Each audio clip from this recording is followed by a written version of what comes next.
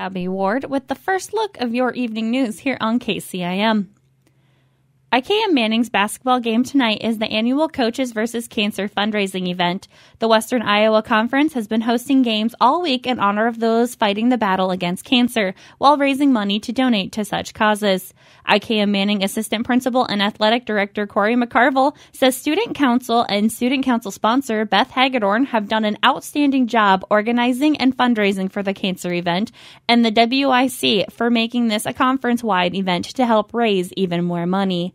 There's a variety of things that are going to happen at halftime. We're going to do a Pass the Bucket event where they're going to pass around a bucket and all the proceeds will go to the American Cancer Society. We're doing a half-court shot at halftime of the girls' game. So we're just working very hard, very diligently to raise money and raise awareness for cancer awareness and the American Cancer Society. McCarville says the IKM Manning District has a personal tie in cancer fundraising and could not be more honored to help other cancer patients.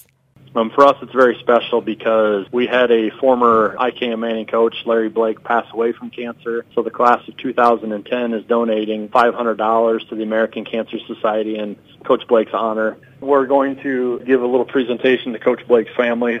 A lot of his family's coming back for the event, so we're just going to try to recognize them and the great work that he did. In conjunction with the Coaches vs. Cancer event, the IKM Manning FFA alumni will also hold a spaghetti supper to raise funds to support scholarship opportunities for current FFA members. The supper will start at 4:30 p.m. and run until 7 p.m. that night in the high school cafeteria. The meal will consist of spaghetti with either Alfredo or red sauce, a lettuce salad, and garlic bread, and an assortment of bars. Delivery option is no longer available, but you can still go in and dine in or have a carryout option. Again, the IKM Manning Coaches vs. Cancer and the FFA Alumni Spaghetti Supper is happening right now at the IKM Manning High School, so be sure to head out there tonight and enjoy the game as well as help supporting the fundraising efforts. The Audubon Community School District FFA chapter is holding a unique fundraiser to benefit their mission trip to Liberia and other mission projects. FFA members Kerrigan Larson and Addie Hooker are the organizers of the Donkey Basketball and Clothing Drive event being held this Sunday starting at 3 p.m. at the Audubon High School. Donkey basketball is precisely what people picture when they hear the phrase, players riding donkeys while playing basketball. Larson and Hooker say they will be the ones riding the donkeys and invited others to participate in the fun and battle for the championship title. We have 4 different teams that we're going to have. We have Audubon celebrities of the team. We have a student team, the mission trip team, and a teacher team. So the students and the teachers will be playing each other, and then the community celebrities and the mission trip team will be playing each other. 8 Audubon students went to Liberia, Africa from December 16th through January 4th. Larson and Hooker say the experience was nothing short of amazing, and they want the opportunity to help aid in future mission trips for others to gain the same life experiences. We went to this orphanage, so we interacted with all the children there. We got to meet so many wonderful people. We then did some agricultural projects like planting cassava, pineapple, and then we did a feeding, like a big feeding. I think there was probably over 550 children there that came from all villages. Went to the Hope Center. So Serve Africa built this Hope Center, and it's basically a school and a church and a place to live. There's a house there also. So that was really cool to be a part of that and see how they run their school system and all that too. So we did another feeding there and got to connect with even more people. During the Donkey Ball, the Audubon FFA will also host a clothing drive for the children at the Hope Center Orphanage. Youth clothes and shoes are in high demand, but all gently used clothing, except winter clothing, will be accepted due to Africa's humid weather. Larson and Hooker got the idea for the clothing drive from witnessing a personal connection to the Audubon community while on their trip. While we were in Upcountry in Nimba, we saw a little girl that was wearing a Steckler Strong sweatshirt, and this really stood out to us because it was actually a sweatshirt that came over from Des Moines of these 2 boys that passed away a while back. That really was our sign that we need to do something more and send more over to these people. The event starts at 3 p.m. on Sunday and tickets are $10. The Audubon FFA chapter invites everyone to come out, enjoy the entertainment, and help support future mission trips and the children in Liberia.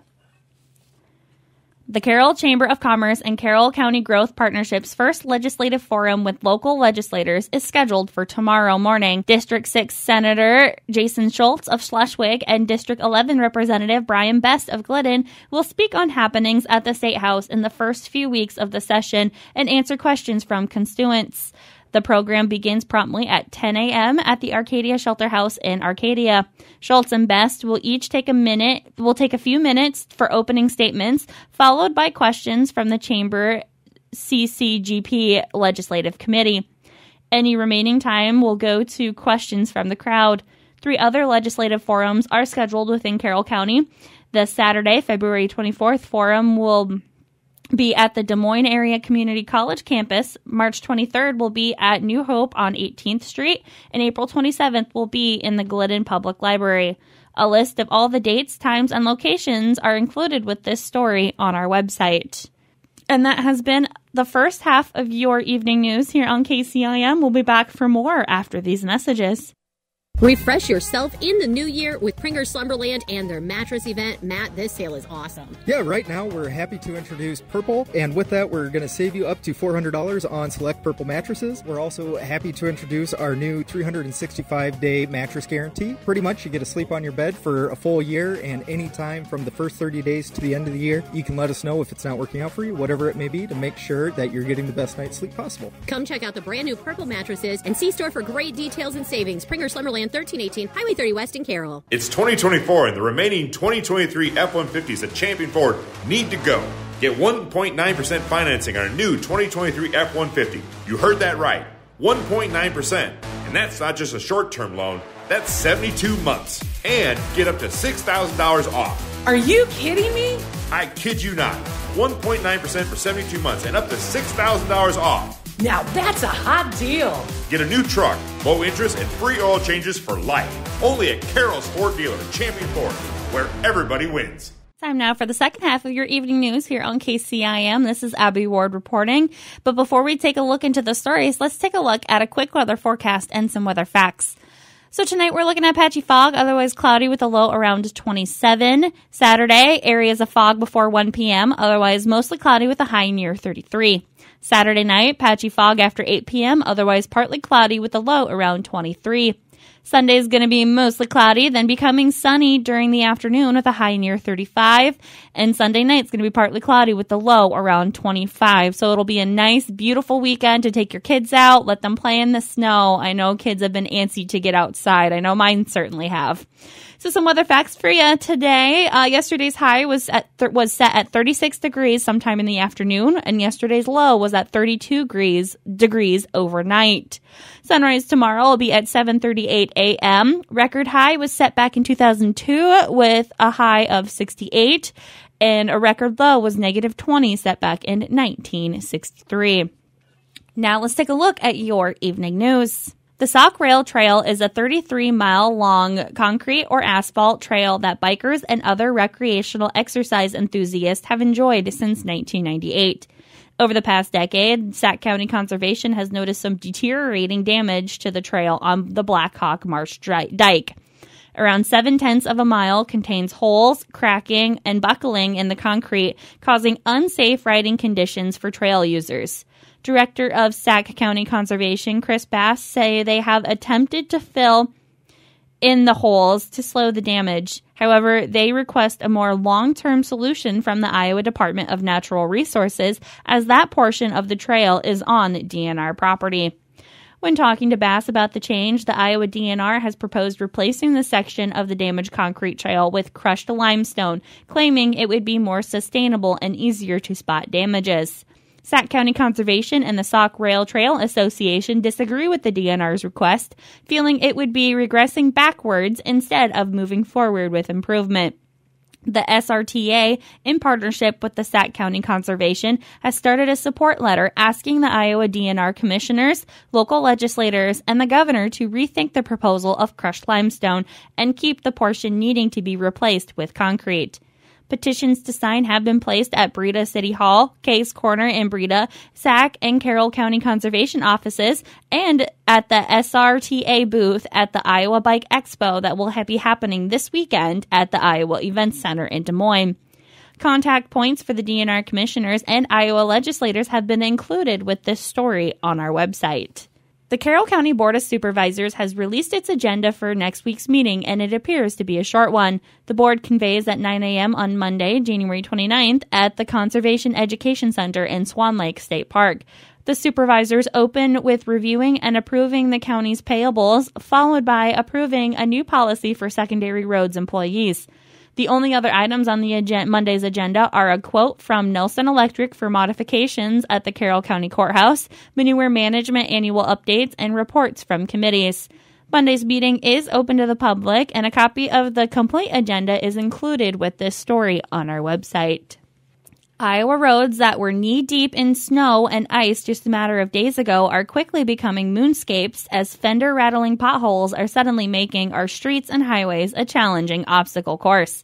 Bob Ellis, the Iowa Department of Transportation District 1 maintenance manager, says DOT crews are fanned out across the state, filling in those car-jarring craters as fast as they can find them. Right now we're putting in what we call cold mix, so it's a blend of rock chips, oil, and some sand that we put in it temporarily to fill the hole. And then the spring we'll come back and do more of a permanent fix, whether it be oil and chips, rock chips to fill it in, or a permanent, more full depth or partial depth patch. Those springtime fixes are done with what's known as a HMA or hot mix asphalt in with concrete. Ellis was asked to characterize the current condition of Iowa roads. I would say they're decent, as in normal Iowa roads. Now we got warm this week. It's pothole season again. And in maybe a week or two, we may be back in winter season again. I'm not sure. So they're in decent shape. They're not terrible. Some DOT officials can spot any litany to figures during the wintertime as to the hundreds of tons of salt and thousands of gallons of brine being spread on our roads. So a natural question to Ellis is, how many potholes do they fill in a week, a month, or a year? I don't even have that number. It's a lot because we're trying to get them fixed so quickly. I don't track that right now. Hitting a large pothole at high speeds may jar something loose in your molars as well as in your car's suspension. If you can't avoid one of the concrete chasms, Ellis was asked if there is a proper procedure for going through a pothole. There is no good way. I mean, obviously, we don't want them to swerve into another lane, so grip the steering wheel tight and get through it, and hopefully it doesn't cause any damage. If it does, we have a claims department they can contact. You can also report potholes on the interstates, Iowa numbered routes, and U.S. highways to the Iowa DOT's maintenance manager located nearest to the problem roadway. Find a list of contracts at www.iowa.gov/districts/district-contacts. And that has been a look at your evening news here on KCIM. This has been Abby Ward reporting. Have a great weekend, everybody.